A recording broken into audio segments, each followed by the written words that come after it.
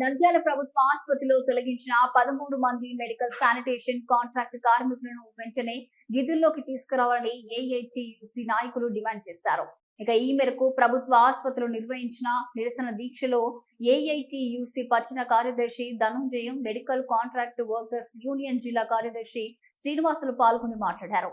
Padmavati agency యాజమాన్యం ఇలాంటి నోటీసులు ఇవ్వకుండా కార్మికులను తొలగించడం అన్యాయమని హైకోర్టు ఆదేశాలను అమలు చేయాలని కోరారు.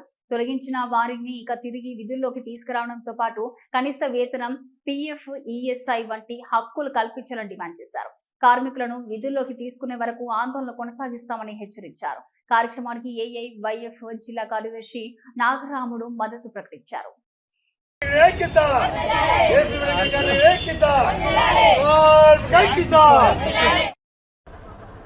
అటు నిలబడితే ఏదైనా బాగుంటుంది.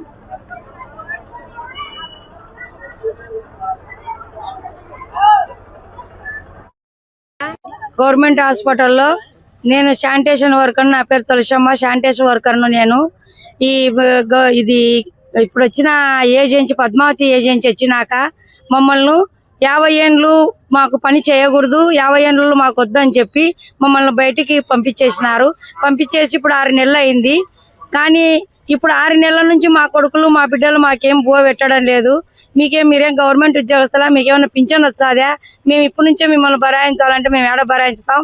మీ ఇష్టం ఏమన్నా చేసుకోరు, మేము పెట్టమంటున్నారు. మా పరిస్థితి ఏంది, మా గతి ఏంది అని చెప్పి మేము ప్రభుత్వాన్ని అడుగుకుంటున్నాము. కరోనా టైంలో వాళ్ళ పెళ్ళాలు పిల్లలను వాళ్ళు చూసుకోకపోతే ముసలిళ్ళని నీడ పడేసిపోతే మేము వాళ్ళని ముసలిళ్ళను మేము సేవ చేసినాము. ఈ పొద్దు ప్రభుత్వానికి మేము కనపడడం లేదా? 50 ఏండ్లు అంటే మేము పని చేయకూడదు 50 ఏండ్లు. కానీ ప్రభుత్వము గవర్నమెంట్ హాస్పిటల్ కానీ ఎవరైనా గవర్నమెంట్ వాళ్ళు 70 ఏండ్లు 80 ఏండ్ల వరకు ఏవైనా పనులు చేయొచ్చు. కాంట్రాక్ట్ ఒక 70 ఏళ్ళ వయసే కదా, 80 ఏళ్ళ వయసు వచ్చింది. ఆయన నమ్మి ఇచ్చినారు మీరు కాంట్రాక్టు. ఆయన చేయనికి హక్కు ఉంది, మాకు చేయనికి హక్కు లేదా? 50 ఏళ్ళైనా మాకు దయచేసి మాకు ప్రభుత్వాన్ని మమ్మల్ని సహకరించి మాకు ప్రభుత్వం మాకు గవర్నమెంట్ మా ఉద్యోగం మాకు ఇప్పియమని మేము కోరుకుంటున్నాము. చంద్రబాబు నాయుడు మేము చంద్రబాబు నాయుడు సార్, మా పరిస్థితి ఏంది, మా గతి ఏంది? మేము బజార్లో పడినాం, మేము ఓట్లకైనా మేము పనికొచ్చేది, మేము ఏమిటికి పనికిరామని మేము అడుగుకుంటున్నాము. మా ఉద్యోగాలు మాకు ఇప్పియమని మేము దయచేసి కోరుకుంటున్నాం. నా పేరు రాజమ్మ. ఇంతకు ముందు 1999 సంవత్సరం నవంబర్ నెల 18వ తారీఖు నుంచి ఇక్కడ పనిచేస్తుంటే ఇప్పుడు 50 ఏళ్ళు వచ్చినాయని పద్మావతి ఏజెంట్ కాంట్రాక్టర్ వచ్చి మమ్మల్ని 50 ఏళ్ళు వచ్చిన వాళ్ళు మాకొద్దు, మీకు రోగాలు వస్తాయి పోండి అని ఇంటికి పంపినాడు. 6 నెలల నుంచి బయట ఉండాము. మాకు బిడ్డలకి ఇచ్చుకోరు, మీ కొడుకులకి ఇచ్చుకోరు అంటే మాకు ఎవరు పెడతారయ్యా అన్నము? కొడుకులు బిడ్డలు పెడతారా? మాకు ఎవరు సంసారం వాళ్ళు. మా చేత కాకుంటే మేమేమో అనుకుంటాము, మేము మీ దాకా అనిపించుకోము. మాకు ఇంకా 2 నాళ్ళు పని చేసుకునేటట్లు మమ్మల్ని పనిలోకి ఎక్కించుకోండి అయ్యా, మీకు మొక్కుతాము. ఆ రోజు చంద్రబాబు నాయుడు గారు మీరు పెట్టిన భిక్షనే మేము ఈ రోజు బతుకుతుంటే, ఇప్పుడు వీళ్ళు వచ్చి మమ్మల్ని మీరు 50 నిండినా ఇంటికి పోండి అంటున్నారు. ఇంటికి పంపించారు. 6 నెలలు అయింది మమ్మల్ని. మేము ఏ రోడ్ల మీద పన్నాము, 13 మంది కుటుంబాలు. మా పరిస్థితి ఏందయ్యా? మమ్మల్ని దయచేసి మీరు తీసుకోండి పనిలోకి. కుంటి సాగుతో తొలగిడం ఏమైనా చర్య కాబట్టి వీరిని వెంటనే విధులకు తీసుకోవాలని చెప్పి వీరితోనే పని చేయించుకోవాలని చెప్పి మేము ఏఐటీసీ హెచ్చరిస్తున్నాం.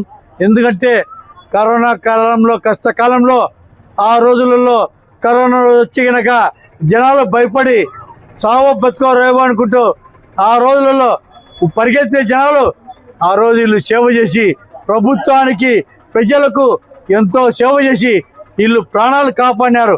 ఆ రోజు ప్రాణాలు కాపాడితే ప్రభుత్వాలు వారికి సేవ చేయాలని చెప్పేసి కాళ్ళ మీద నీళ్లు చల్లిన ఉన్న ప్రభుత్వాలు ఈరోజు కుంటి సాగుతో వీళ్ళు కడుపు కొట్టి రోడ్డున పాలయ్యారు.